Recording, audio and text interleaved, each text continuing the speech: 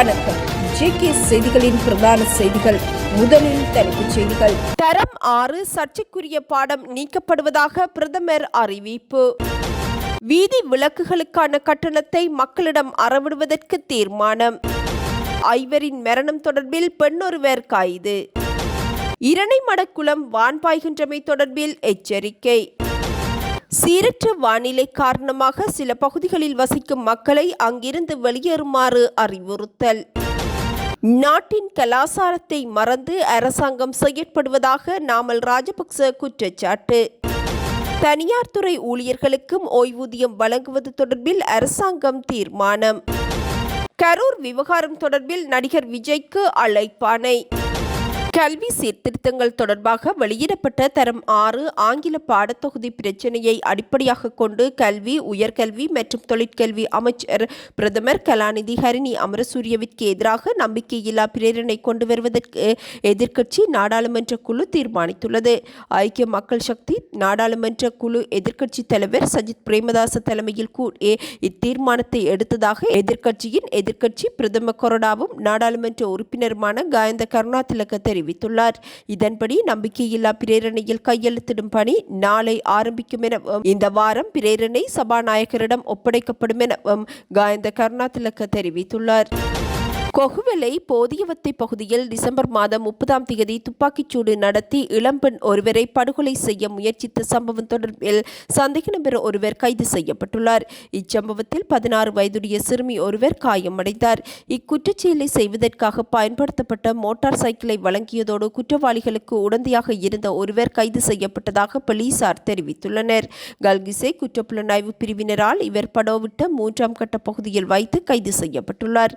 கைது செய்யப்பட்டவர் தெஹிவலை பகுதியைச் சேர்ந்த 32 வயதுடையவர் என அடையாளம் காணப்பட்டுள்ளது. சந்தேக நபரிடம் இருந்து 15 கிராம் ஐஸ் போதைப் பொருளையும் போலீசார் கைப்பற்றியுள்ளனர். போலந்து விசா பெறுவதற்காக இந்தியாவின் புதுடெல்லிக்கு சென்ற இலங்கையர்கள் 4 தரகர்களால் ஏமாற்றப்பட்டு மோசடியாக தயாரிக்கப்பட்ட போலி விசாக்களை கொடுத்து கட்டுநாயக்க விமான நிலையத்திற்கு அனுப்பப்பட்ட பின்னர் அவர்கள் குடிவரவு மற்றும் குடியகழ்வுத்துறை அதிகாரிகளால் கைது செய்யப்பட்டுள்ளனர். இவர்களுள் 2 நீர்கொழும்பில் வசிக்கும் 22 வயதுடைய திருமணமான தம்பதியினர் எனவும் ஏனைய 2 ஒருவர் கொழும்பு வெள்ளம்பட்டிய பகுதியைச் சேர்ந்த 28 வயதுடையவர் எனவும் மற்றையவர் யாழ்ப்பாணத்தின் கரவட்டி பகுதியைச் சேர்ந்த 45 வயதுடையவர் எனவும் அறிவிக்கப்பட்டுள்ளது. போலந்திற்கு சட்டப்பூர்வமாக செல்வதற்கு தேவையான விசாக்களை பெறுவதற்காக 4 தரகர்களிடம் 6.4 மில்லியன் ரூபாயை செலுத்தி பின்னர் விசாக்களை பெறுவதற்காக இந்தியாவின் புதுடெல்லியில் உள்ள போலந்து தூதரகத்திற்கு சென்றிருந்தனர். அங்கு அவர்களின் கைரேகைகள் எடுக்கப்பட்டு விசாக்கள் பெறப்பட்டு நேற்று காலை 6 மணிக்கு இந்தியாவின் புதுடெல்லியில் இருந்து இலங்கை ஏர்லைன்ஸ் விமானம் UL 196 மூலம் கட்டுநாயக்க விமான நிலையத்தை வந்தடைந்தனர். பின்னர் இவர்கள் இந்த விசாக்களை விமான நிலைய குடியேற்ற கவுண்டரில் ஒப்படைத்து அனுமதி பெற்றிருந்தனர். எவ்வாறாயினும் அங்கு எழுந்த சந்தேகத்தின் பேரில் அவர்கள் சமர்ப்பித்த ஆவணங்கள் குடிவரவு மற்றும் குடியகழ்வுத்துறையின் எல்லை கண்காணிப்பு பிரிவிற்கு அனுப்பப்பட்டது. தொடர்ந்து மேற்கொள்ளப்பட்ட தொழில்நுட்ப சோதனைகளின் போது இந்த விசாக்கள் போலியானவை என்பது உறுதி செய்யப்பட்டது. இதுவரை இந்த பயணிகளுக்கு இது குறித்து தெரியாதிருந்த போதிலும் அவர்கள் நாட்டிற்கு வந்ததும் இந்த விசாக்களுக்கு அதிகளவு பணத்தை செலுத்த தயாராக இருந்தனர். குடிவரவு மற்றும் குடியகழ்வுத்துறை அதிகாரிகள் இவர்களை தடுத்து நிறுத்தி இவ்விடயம் தொடர்பிலான மேலதிக விசாரணைகளை முன்னெடுத்துள்ளனர். 2025ஆம் ஆண்டுக்கான தேசிய பாடசாலை ஆசிரியர்களின் வருடாந்த மற்றும் கட்டாய இடமாற்ற உத்தரவுகள் வெளியிடப்பட்டுள்ளதாக கல்வி அமைச்சு அறிவித்துள்ளது. அத்துடன் இது குறித்த மேன்முறையீடுகளை சமர்ப்பிப்பதற்கான வழிமுறைகளையும் அமைச்சு வெளியிட்டுள்ளது. கல்வி அமைச்சின் மேலதிக செயலாளர் AJSS எதிரிசூரிய விடுத்துள்ள அறிவித்தலில் ஆரம்ப பிரிவு ஆசிரியர்களுக்கான இடமாற்ற உத்தரவுகள் நேற்று முதல் இணையதளத்தில் பதிவேற்றப்பட்டுள்ளதுடன் ஆசிரியர்கள் nstt.moe.gov.lk என்ற இணையதளம் ஊடாக தமது இடமாற்ற விவரங்களை அறிந்து கொள்ள முடியும் என அறிவித்துள்ளார். வழங்கப்பட்டுள்ள இடமாற்றங்கள் குறித்து ஆட்சேபனை உள்ள ஆசிரியர்கள் அதே இணையதளம் வாயிலாக வருடாந்த இடமாற்ற மீளாய்வு குழுவிடம் மேன்முறையீடு செய்ய முடியும் எனவும் இணையவழி மூலம் மேன்முறையீடு செய்வதற்கான இறுதி திகதியாக ஜனவரி 20ஆம் தேதி அறிவிக்கப்பட்டுள்ளதாகவும் குறிப்பிட்டுள்ளார். இணைய வழியில் விண்ணப்பித்த பின்னர் அதன் அச்சு பிரதியை உரிய ஆவணங்களுடன் எதிர்வரும் ஜனவரி மாதம் 21ஆம் தேதி தேதிக்கு முன்னர் தாம் வேதனம் பெறும் பாடசாலையின் அதிபரிடம் ஒப்படைக்க வேண்டும். அதிபர்கள் தமது பரிந்துரைகளை ஜனவரி 22ஆம் தேதிக்குள் இணையதளத்தில் பதிவேற்ற வேண்டும் என்பதுடன் அச்சு பிரதிகளை 27ஆம் தேதிக்குள் கல்வி அமைச்சின் இடமாற்ற கிளைக்கு அனுப்பி வைக்க வேண்டும்.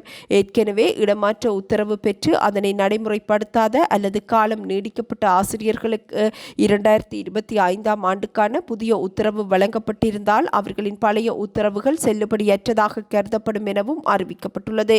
இதேவேளை தொழில்நுட்ப கோளாறுகள் காணப்படின் 0112075854 என்ற எண்ணிற்கும் இடமாற்றம் தொடர்பான விவரங்களுக்கு 0112784837 என்ற எண்ணிற்கும் தொடர்பு கொள்ளுமாறும் ஆசிரியர்கள் அறிவுறுத்தப்பட்டுள்ளனர். 1979ஆம் ஆண்டின் முதலாம் இலக்க நாடாளுமன்ற ஓய்வூதிய சட்டத்தை இரத்து செய்வதற்கான நாடாளுமன்ற ஓய்வூதிய சட்டம் மூலம் நாடாளுமன்றில் சமர்ப்பிக்கப்பட்டுள்ளது.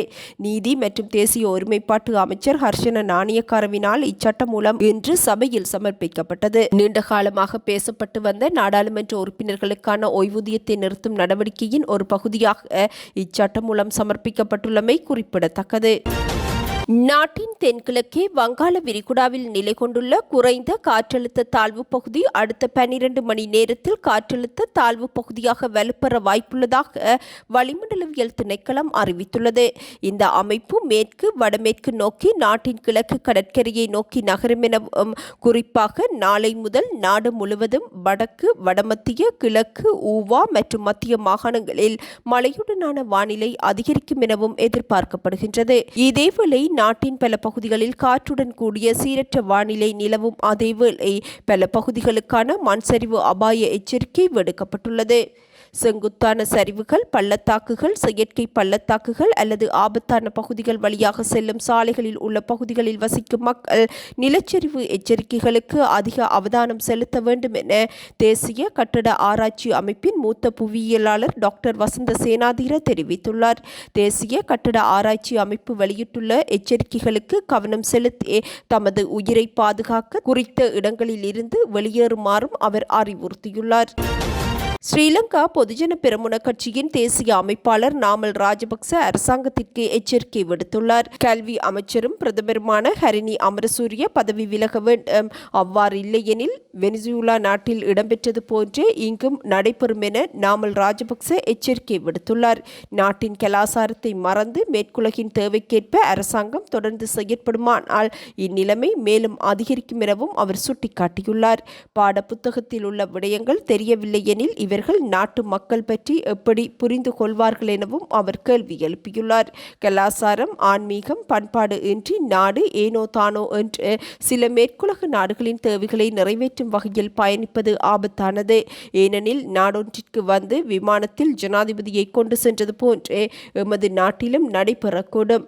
நாட்டில் சட்டம் அனைவருக்கும் சமம் என கூறப்பட்டாலும் ஆளும் கட்சியினருக்கு வேறுபட்ட விதத்தில் செயற்படும் நிலையே காணப்படுவதாகவும் நாமல் ராஜபக்ச தெரிவித்துள்ளார். அத்துடன் பிரதமர் ஹரிணி அமரசூரிய பதவி விலக வேண்டும் என்பதுடன் கல்விக்கு ஏற்பட்டுள்ள சீரழிவு தொடர்பில் அவர் பதில் கூற வேண்டும் எனவும் நாமல் ராஜபக்ச வலியுறுத்தியுள்ளார்.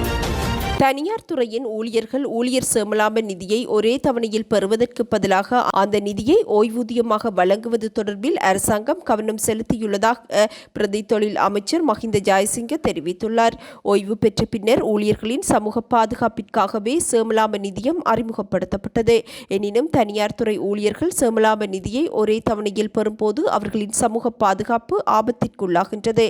இதனால் தனியார் துறை ஊழியர்களும் ஓய்வு பெற்றதும் காலம் முழுவதும் ஓய்வூதியம் பெறும் வகையில் ஓய்வூதிய திட்டம் போன்ற ஒரு முறைமையை அறிமுகப்படுத்த அரசாங்கம் கவனம் செலுத்தியுள்ளதாக தெரிவித்துள்ளார். இதேவேளை இலங்கையில் ஊழியர் சேமலாப நிதி பங்களிப்புகளை சரியாக செலுத்தாத நிறுவனங்களுக்கு எதிராக நடவடிக்கைகளை தீவிரப்படுத்தியுள்ளதாகவும் தொழில் அமைச்சு அறிவித்துள்ளது.